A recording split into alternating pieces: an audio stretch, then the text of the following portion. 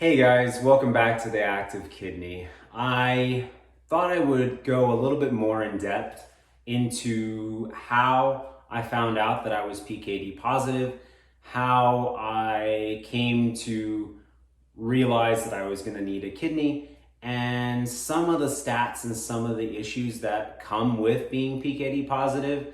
Wanted to go a little bit more in depth with that because I think I skimmed over a lot of that in the first episode. Super excited to meet you all. Super excited to break open this channel. So yeah, let's get started. So PKD is a disease, if you don't know, that is polycystic kidney disease. Now, what that means is that non-cancerous cysts actually grow within the kidneys. Those kidneys can then enlarge because those are essentially blood-filled sacs that are filling up in the kidneys, starting roughly around the age of 16 for an adult onset version. There is a pediatric version as well, which is very aggressive and can cause a lot of complications early on. Now, I do not have the child version. My 5-year-old does not have that child version. We are set with the adult onset version of that. So starts at 16, you can actually go and get a sonogram, and they will generally see in your left side, cystic kidneys or cystic balls actually forming in usually the left kidney, as it is a left predominant disease. So yeah, I did not get checked at the age of 16. Many reasons, mostly because universal healthcare was not in play. So there was pre-existing conditions that would come into effect that would not allow me to get insurance. So knowing that I have a family history of PKD, we decided not to do that. We wanted to wait until I actually had a job. So I'll get a little bit more into that and some of the other complications from actually, getting yourself checked and realizing that you do have a disease like this. So yeah, PKD. Your kidneys then enlarge with these cysts that continue to grow. And so the largest recorded kidney, is huge. I went ahead and looked up the stats last night. The third largest kidney worldwide had been found in India recently, back in the late 90s, early 2000s. And one kidney ended up weighing around 13 pounds on its own. Now, I can tell you, having seen a real kidney, having known the measurements that Google will tell you or that other doctors will tell you, a normal kidney is roughly the size of a fist. So this right here, my friends, does not weigh 13 pounds. So those cysts they develop, they actually increase your abdominal size, which brings on the complication of high blood pressure. So a lot of people don't realize that they have PKD, mainly because family members do not present with PKD in the past. So it can skip generations. Other people can go without ever having been diagnosed or having any complications because of PKD. So some people are unaware that they have actually inherited PKD, that they have PKD, and one of the major signs due to the size of the kidneys and those growing cysts is high blood pressure. So a lot of people, and I have a friend who exemplifies this, a lot of people will be going to the doctor and they realize that they have uncontrollable high blood pressure late in life. And what they end up doing is more tests, and they look at the kidney and come to find out the kidney is enlarged, the kidney does have cysts, and therefore that's increasing their blood pressure. I can tell you folks, I have a crazy blood pressure, even now post-transplantation. So I am taking pills, but those pills still bring me above normal, normal being 120/80. Right now I can pull numbers, depending on what time of day I take them, numbers well into the 150s, 150/100. I can normalize blood pressure, as it were, 130/90. So if we look at the normalized, I'm within that high, or that low to high blood pressure. But if you look at it in regards to particular readings, I'm reading pretty high. Without medication, I can easily, and I have pulled these numbers before, easily get to 170 over 100 plus. And that is with an almost steady resting pulse heart rate. So yeah, I mean, it's incredible, guys. But the size of my kidneys are large and are causing that problem. I'm roughly around 184 pounds. And so, I do it on the scale, get that measurement there. But, the kidneys that I have are actually increasing my abdominal size, which for some people presents hernias as well. So I do have a friend who is in his late 50s, mid 50s, and he has gone through surgery after surgery while being on dialysis of herniations, because he's also doing PD, which is peritoneal dialysis. So that can cause complications there, because he's doubling up that size, because he's retaining that fluid that is there to essentially cycle out all of those toxins. And then on top of that, his kidneys are big. So those are some of the problems that come up there with PKD. And I have been through those problems. I've had those challenges. And so there's a lot of medications that I've been taking, a lot of different treatments that I've been taking over the years just to try to bring down my blood pressure. And again, folks, I'm not at normal.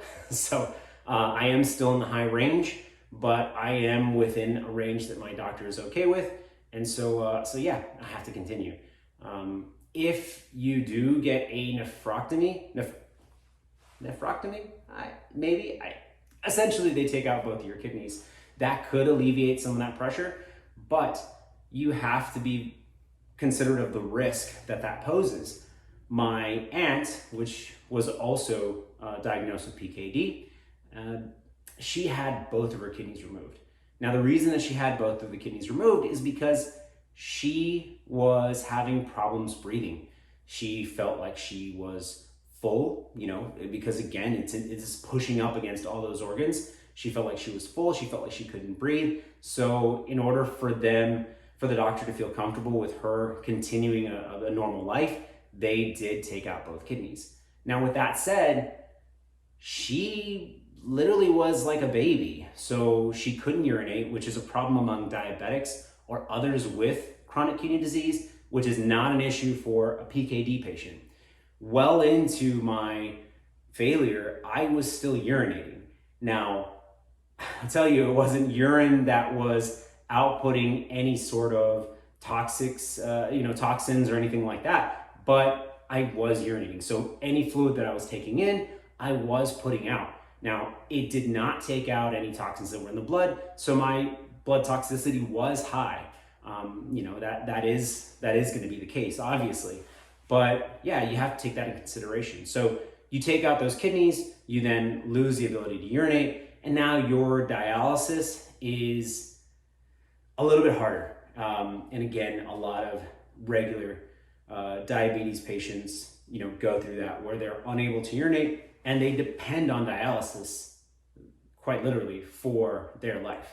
So yeah, those are things to consider. Now, with that being said, I try to take my blood pressure as much as I can because I think it's really important.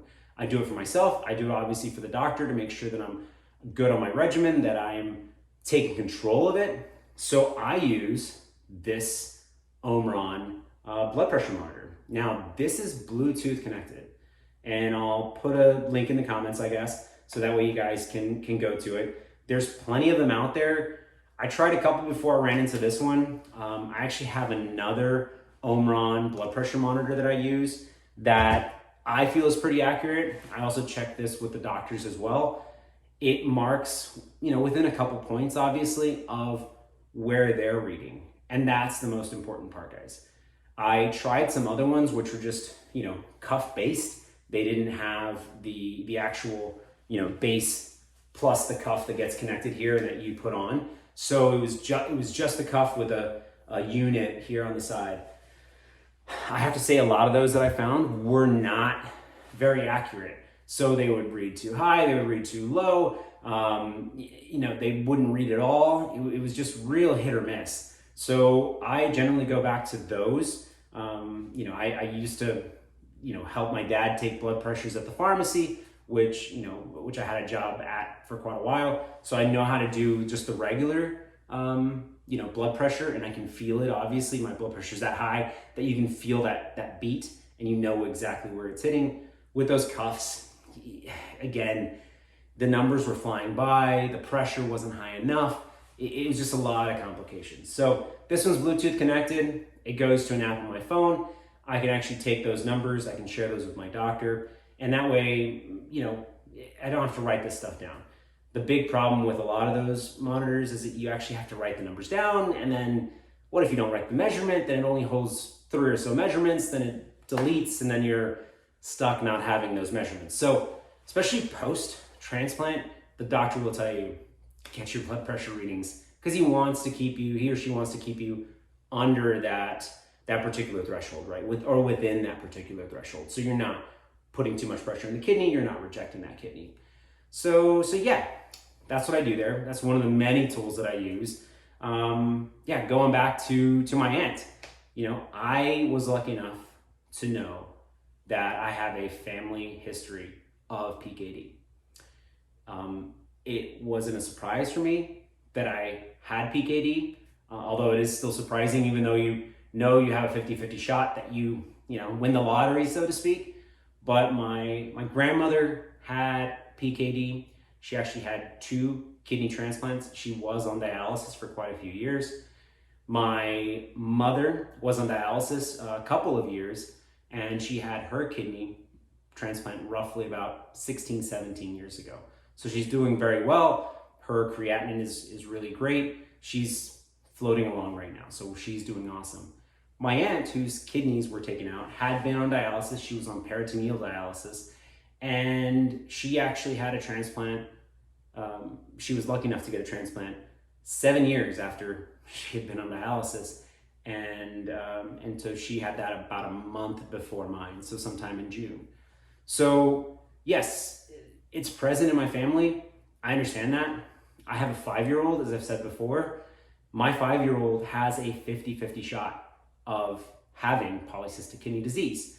Now, it may not present itself, but there is a possibility also that she carries that, and she carries down generation after generation, much like my mother did to me and her mother did to her. So yeah, that's what happens there. My brother, for reference, which is my only sibling, my brother does not have polycystic kidney disease. So yeah, it's the perfect example of a 50-50 chance of having PKD if your family has PKD, or if you have children and you yourself have PKD, they have a 50-50 shot of getting PKD. Now, again, with all the things that go on, you want to make sure that your child or yourself, if you're watching this before, obviously, before you get tested, before you know that you have PKD, that you understand the financial risk of it, because there is a financial risk even before your kidneys even fail or post-transplantation. I can't get life insurance. Yeah, I didn't think about it when I was 24. I didn't have a family at that time. I didn't have any obligations. Now I have a 5-year-old and a wife. And so I can't get life insurance. And that's a very important thing for a lot of people. But the pre-existing condition problem still exists. Now, it doesn't exist on the insurance side. It just increases your premium, which is also a financial risk. But if you're able to get employed, if you're able to do that, then you can not have to worry about any sort of changes in policy that are going around in regards to pre-existing conditions and insurance.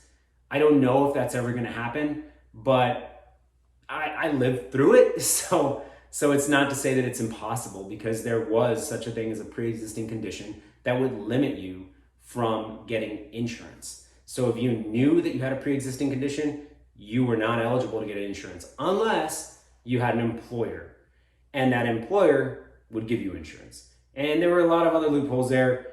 Again, I'm not going to touch too much into it because it's been years, but God bless, hopefully that doesn't happen anytime soon because it is a problem. So yeah, that's where that's at. Those are sort of some of the problems that come with being PKD positive. And so yeah, shirts, I'm always between sizes, and it's mostly because of my belly. I am fit, I do cycle a lot, but I still have a large abdomen, and it's mainly because of the fact that those kidneys are present, and those are pushing up against a lot of organs, up against the abdominal wall, again, which can present hernias. So yeah, stay active, keep walking, keep exercising. Glad you guys spent the time to listen to my story a little bit, and hopefully tomorrow I have something new for you. And yeah, we'll talk later. Bye.